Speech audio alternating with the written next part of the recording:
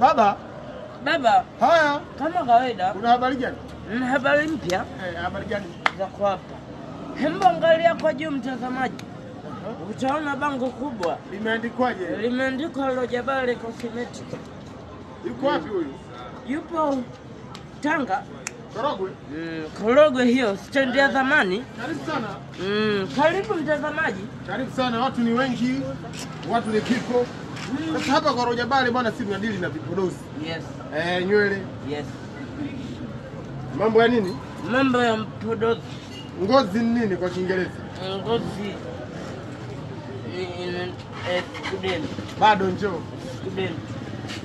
Sawa. Duka limejaa. Yeah. Kila aina ya kipodozi unachotaka. Yeah. Unyunyu Wa kupima jamani. Vipuli, heleni, maharusi. Yeah. Una hii hapa inaitwa nini? Head nini? Head piece.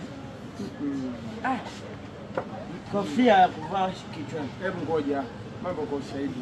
Zinaitwa handbag. Handbag. Umo. Kachomesha meneja. Usimdhalilishe.